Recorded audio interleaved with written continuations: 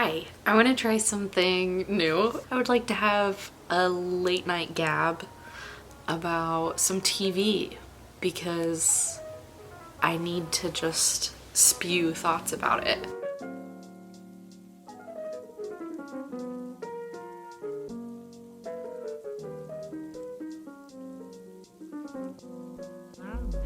Does anyone want to guess what season of television drove me to have existential crises afterwards, as well as pull out a camera at 12:20 a.m.?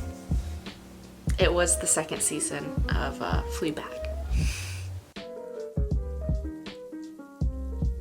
I've seen Fleabag, I think, in its entirety 3 times now, but tonight I just watched the second season, which I truly believe, like many others, is some of the best television that has ever been made. The first season is a hard watch. It's not totally my favorite, but if you haven't seen it before, you have to watch the first season to be able to understand in its entirety why the second season is so perfect and amazing. You have to have the contradiction of the two and the character development for it to totally make sense. However, on a rewatch, I don't have to follow my own rules. I know what happens. So I only watched the second season tonight.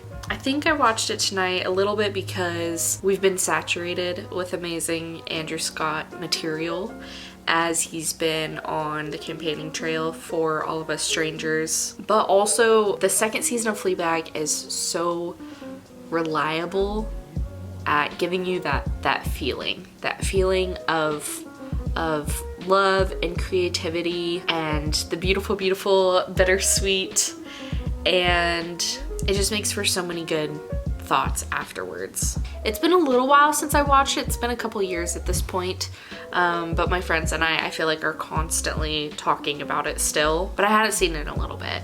So a couple things. I just want to chat. This is the first time I rewatched it since I saw the theories about Claire, or not the theories, the proof that Claire can see us. And so that was something that I was specifically looking out for. And Claire is my favorite character. So I loved just being able to pick up something new about her character and her development in the show. And of course, you know, a huge theme of the show is sisterhood, and I feel that extra. I feel like I always look for it in movies and television because I myself have a younger sister. I am an older sister. And so the sisterhood shit in movies and TV, they just get me. The only person I'd run for an airport for is you.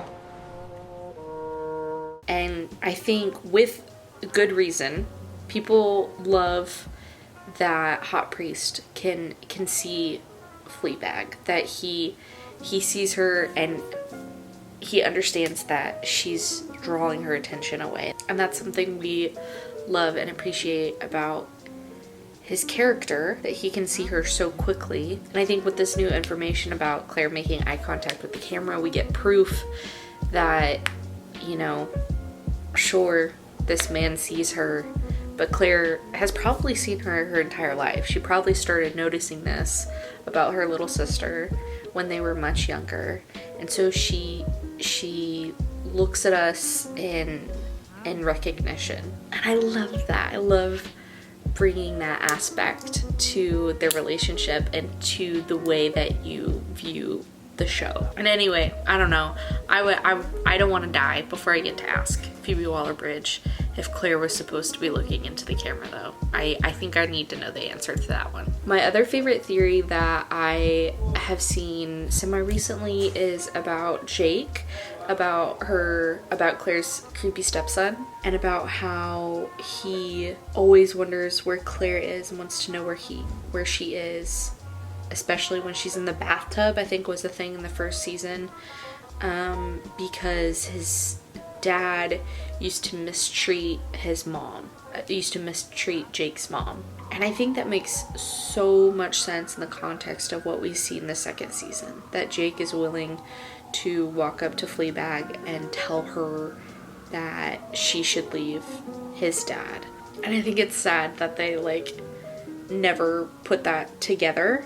I hope that their characters like realize that off screen later, because obviously yes, it was creepy at times, but for him to, I don't know, I feel like it's so obvious now that he was trying to protect her the whole time.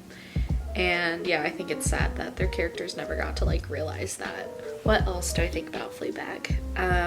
I think that the line to peace and those that get in the way of it, which is hot priest toast, is like one of the most beautiful and heartbreaking lines ever written. I will never forget the feeling of the first time like watching this season, and that was one of the moments that he said that and I was like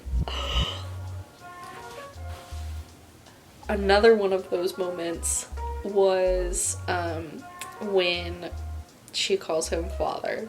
You know the one. Gasped at that. Still, every time that scene comes across my TikTok page, I have to watch it for that line. I will never turn down watching that scene. And then my other gasp-worthy moment was specifically the feeling of him seeing us, of him looking into the camera for the first time, was full body chills, gasp, pain in the chest. It was just amazing. Yeah, so Claire's definitely my favorite character. I love her dad. I think while I don't agree with many of his choices, his little speeches are always so funny. His speech at the first dinner, the like engagement dinner, where he's literally not saying anything and it doesn't make any sense, is one of my favorites. I have the feeling in here, so I just want to say very much. And that's it. And then obviously his last speech to her in the attic. I think you know how to love better than any of us. That's why you find it all so painful.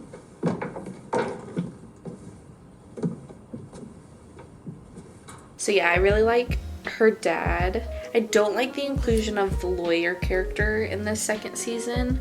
I think that it makes Hot Priest and hers like first night together feel, I don't know, like disrespected. You want it to like just be their thing, and I understand that that's like also part of showing Fleabag's development in that scene, but it still pains me. I don't like it very much. Martin is the worst person alive, but I love like watching his character. Any scenes that he has is always hilarious and magnetic. The scene with Fleabag in the cafe in the second season is astounding. Olivia Colman as the evil stepmother is just hilarious. Like, Olivia Colman is the most lovable person in the world, and when she's that character, you're ready to take her out. And then Andrew Scott, obviously, Hot Priest.